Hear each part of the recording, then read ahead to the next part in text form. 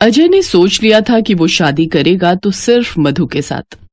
मधु के परिवार वाले तो इस रिश्ते को मान गए, पर अजय के माता पिता इस शादी के लिए अंत तक मना करते रहे। तुझे क्या लगता है वो शहरी लड़की हमारे गांव के रीति रिवाज और देसी खाना बनाना जानती होगी? मैं ये बात कभी नहीं मान सकती। तू मुझे झूठ बोल रहा है ताकि मैं इस शादी के लिए हाँ कह दूं। अब एक बात कान खोलकर सुन ले, तू मेरा बेटा ना होता तो मैं शादी में कभी ना आती। जब फेरों का समय होगा हम पहुंच जाएंगे आशीर्वाद देने के लिए। मैं इतनी कठोर मन की नहीं हूं जो तुझे आशीर्वाद ना दूं। कर ले तू अपने मन की शादी, हम पहुंच जाएंगे। अब ठीक है, मिल गई तुझे खुशी, चिंता मत कर, हम दोनों समय पर पहुंच जाएंगे। जा, तू जाकर अपनी होने वाली पत्नी के साथ शादी की सारी तैयारी कर, हमारा आशीर्वाद तुझे मिल जाएगा। थैंक यू पापा, थैंक यू माँ, मैं आपका इंतजार करूंगा। अजय को थोड़ी तसल्ली हुई कि उसके माता पिता इस शादी के लिए मान गए हैं। सारी तैयारियां हो गई और अजय मधु के साथ शादी के मंडप में पहुंचा तो उसने देखा उसके माता पिता शादी में पहुंच चुके हैं। मधु अजय के माता पिता के पैर छूती है। अभी भी अजय के माता पिता का मुंह बना हुआ था। अजय और मधु की शादी संपन्न होती है। अजय, तेरे ताऊजी, ताईजी, चाचा, चाची, मौसी, बुआ सब रिश्तेदार आए हुए हैं। हम सबको एकदम जाने के लिए तो कह नहीं सकते। सब बहू के हाथ की पहली रसोई का कुछ अच्छा खाना चाहते हैं, इसलिए सब 2 दिन तेरे घर पर ही रुकेंगे। हाँ माँ, चिंता मत करो, मेरा फ्लैट बहुत बड़ा है, सब आराम से रुक जाएंगे। ठीक है, तो फिर अब शादी हो ही गई है तो अब सबको घर ले चल। ठीक है बाबूजी, मैं अभी इंतजाम करता हूँ। अजय मधु के पापा से बात करता है और कुछ ही देर में गाड़ियों में सब रिश्तेदार अजय के फ्लैट पर पहुंच जाते हैं। अगले 2 दिन तक सभी करीबी रिश्तेदार वहीं रुकते हैं। सारे रिश्तेदार रुके हुए हैं। तुम्हारी पहली रसोई है, इसलिए तुम्हें हमारे गांव के हिसाब से देसी खाना बनाना है, वो भी मिट्टी के चूल्हे पर। मैं जानती हूँ तुम शहर की हो, शहरी खाना बनाना जानती हो, वो भी गैस चूल्हे पर, इसलिए मुझे थोड़ी चिंता हो रही है। इसमें मैं तुम्हारी कोई मदद भी नहीं कर सकती। सारा रसोई का काम तुम्हें अकेले ही करना है। जी माँ जी, आप टेंशन मत लीजिए, मैं सब बना लूंगी। बिमला, तूने अपनी शहरी बहू को चूल्हे पर खाना बनाने के लिए कह तो दिया है। तुझे लगता है तेरी बहू चूल्हे पर रोटी बना पाएगी, और वो भी हमारे गांव की तरह देसी शुद्ध घी में बनी हुई सब्जी रोटी? जेठानी जी, करवाना तो पड़ेगा ही, रिवाज है, अब भले ही ये शहर की है। मैंने तो बोल दिया है, अब देखो क्या करती है।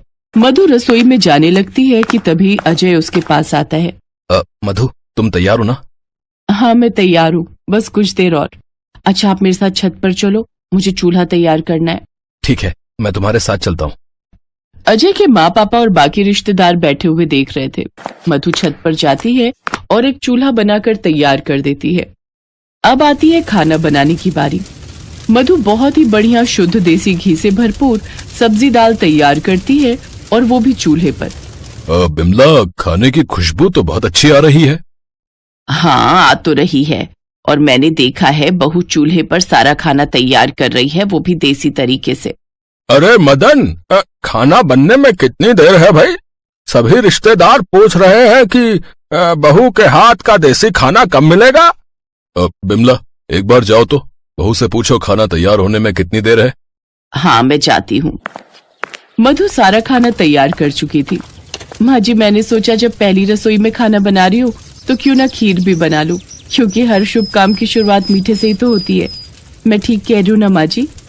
तभी विमला की जेठानी और ननद भी आ जाते हैं। भाभी, मधु तो बहुत समझदार है, इसको तो चूल्हे का सारा खाना बनाना आता है। बुआ जी, मेरी दादी ना जब मैं छोटी थी तो कभी कभी चूल्हे पर रोटी बनाया करती थी, तो मैं भी उन्हें देख देख कर बनाना सीख गई। और आजकल तो फोन में देखकर भी हम बहुत कुछ सीख जाते हैं। क्या? फोन में देखकर? वो कैसे? माँ जी, बस हम फोन में लिखते हैं कि हमें ये चीज बनानी सिखा दो, तो वो हमें सिखा देता है। और तो और चूल्हे की रोटी के फायदे भी पता चलते हैं। फोन में हम कुछ भी देख सकते हैं, कुछ भी ज्ञान ले सकते हैं। अच्छा, तो फिर चूल्हे की रोटी के फायदे क्या क्या है, जरा हमें भी बताओ बहू। चूल्हे पर बनी रोटी का स्वाद तो आप सभी जानते हैं, लेकिन इसके स्वास्थ्य लाभ भी अनेक हैं। चूल्हे का भोजन स्वादिष्ट होने के साथ साथ सेहत के लिए भी बहुत लाभदायक होता है। चूल्हे की धीमी आंच पर खाना पकने से पोषक तत्व बचे रहते हैं, जो खाने को और भी पौष्टिक बनाते हैं। और माँ जी, जैसे किसी को खाना पचाने में दिक्कत होती है तो चूल्हे की रोटी हल्की होती है, जो आसानी से पचाई जा सकती है। इसलिए कभी कभी चूल्हे की बनी रोटी भी खानी चाहिए। ये बहुत फायदेमंद होती है। मैंने तो सोच लिया है, अब ये छत पर चूल्हा बना लिया है तो कभी कभी हफ्ते में एक बार चूल्हे पर ही खाना बनाया करूंगी। इससे स्वास्थ्य बहुत सही रहता है। अपनी ज्ञानवर्धक बातों से और अपने व्यवहार से मधु ने कुछ ही देर में सबका दिल जीत लिया। मधु के हाथों के बने चूल्हे के भोजन की सब बहुत तारीफ करते हैं और मधु की बताई गई बातों पर भी गौर करते हैं। मधु का मिलनसार स्वभाव देखकर उसके सास ससुर के मन की सारी गलतफहमियां भी अब दूर हो गई।